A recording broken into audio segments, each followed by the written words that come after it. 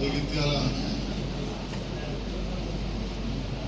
శాసనసభ్యుడిగా రెండవసారి గెలిచిన తర్వాత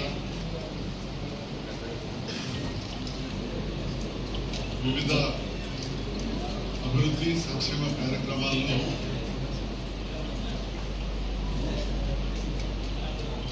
పాల్గొంటున్న సందర్భంలో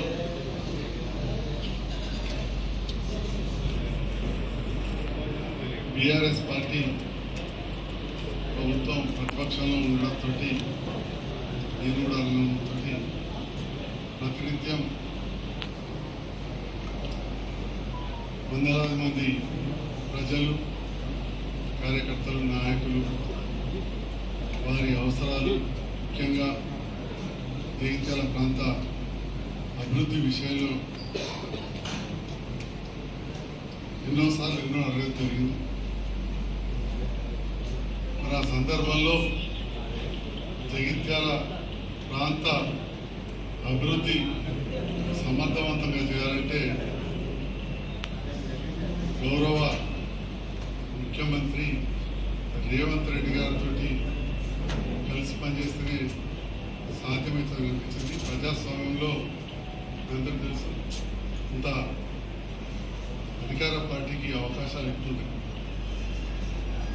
రెండవది రేవంత్ రెడ్డి గారు కూడా అన్నమాట ప్రకారం రైతు రుణమాఫీ ముఖ్యమంత్రి గారు రైతు రుణమాఫీ 31,000 కోట్లు తప్పకుండా చేస్తామని చెప్పి ఇప్పటికే వారు పూర్తి స్థాయిలో కసరత్తు ప్రారంభించారు.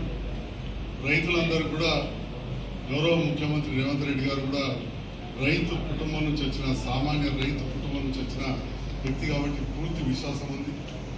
రైతులు కూడా రేవంత్ రెడ్డి గారి పక్షాన నిలబడడం కనబడుతూ ఉంది. దాంతో పాటుగా 6 గ్యారెంటీలో భాగంగా ఇంకా మిగతాయి కూడా ఇప్పటికే కొన్ని ప్రారంభమైనవి. ముఖ్యంగా మహిళల విషయంలో కావచ్చు, ఉచిత కరెంటు విషయంలో కావచ్చు. మరి ఇవన్నీ తోడు జగిత్యాల ప్రాంత అభివృద్ధిని దృష్టి పెట్టుకుని గౌరవ తెలంగాణ రాష్ట్ర ముఖ్యమంత్రి రేవంత్ రెడ్డి గారితో ఆ ప్రభుత్వంతో కలిసి పనిచేయాలని చెప్పి వెళ్ళినప్పుడు వారు కూడా సాధారణంగా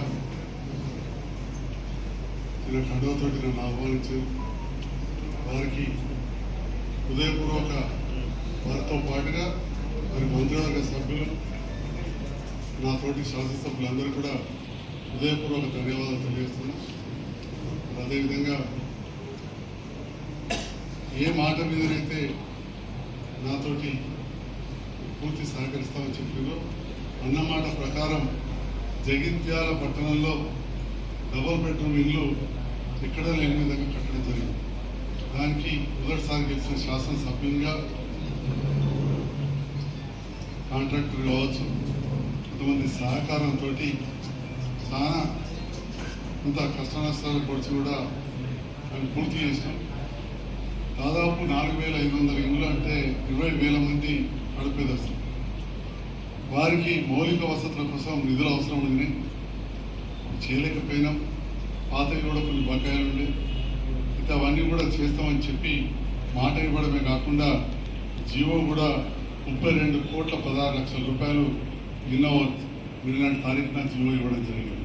అంటే 4,500 ఇళ్ళు అంటే దాదాపు 20,000 మంది నడిపేది వస్తుంది. మరి నాది పూర్తి స్థాయిలో రాజకీయ కుటుంబం, రక్తంలో రాజకీయం ఉంది.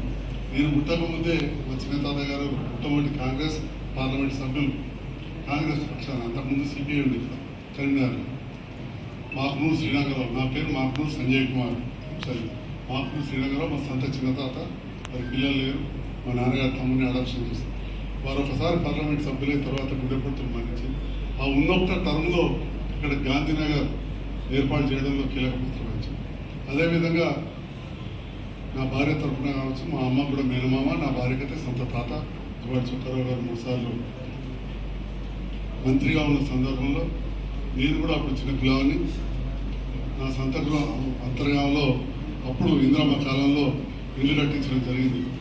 ఇప్పుడు మా అమ్మడి కుటుంబం స్థలం ఇవ్వడం, అక్కడ బీద వాళ్ళకి ఇల్లు కట్టించడం. అట్లా ఈ రకంగా ఆ కాంగ్రెస్ పార్టీతో కూడా ఆ ప్రభుత్వాలతోటి చిన్నప్పటి నుంచి కూడా అనుబంధం ఉంది.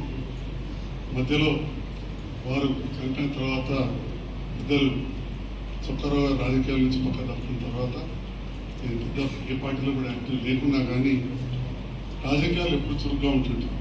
మెట్పల్లి శాసనసభ్యునిగా ఉన్న కీర్తిశేషులు వెంకటరమణ రెడ్డి గారు నాకు చిన్నప్పటి నుంచి కూడా క్లాస్మేట్, డిగ్రీలో ఫ్రెండ్, చిన్నప్పటి నుంచి కూడా మంచి మిత్రుడు, డిగ్రీలో క్లాస్మేట్. తను పోటీ చేస్తే అవుట్రైట్గా సపోర్ట్ చేసిన.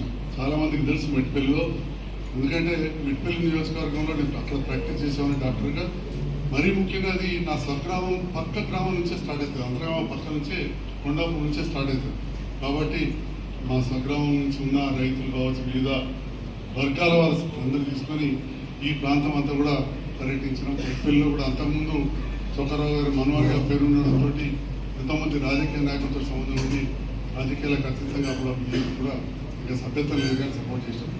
తర్వాత మిత్రులు ఎల్లన్న గారు అప్పుడు తెలుగుదేశం పార్టీ అధికారంలో ఉండేది. అంటే అధికార పార్టీని అధికారానికి పోలే, ప్రతిపక్షాలు ఉండే బీజేపీకి కూడా మా మిత్రులు సపోర్ట్ చేశాం. అట్లనే కాంగ్రెస్ పార్టీ అధికారంలోకి వచ్చింది. మిత్రులు రామన్న గారితో ఫ్రెండ్షిప్ ఉంటుంది. అధికార పార్టీ మనప్పుడు కాంగ్రెస్ పార్టీ అధికార పార్టీ అని చెప్పే పోకుండా మిత్రులతో ఉన్నాం. వారు కూడా గెలిచిండ్రు, వారు కూడా ఇక్కడ కొన్ని సేవలు అందించారు. తర్వాత 14లో కవితమ్మ గారు నన్ను ప్రోత్సహించి రాజకీయాలకు తీసుకొచ్చారు. నేను వచ్చిన సందర్భాల్లో అసలు కౌన్సిలర్ లేరు, అభ్యర్థులు ఇక్కడ ఎంపీటీసీలు లేరు.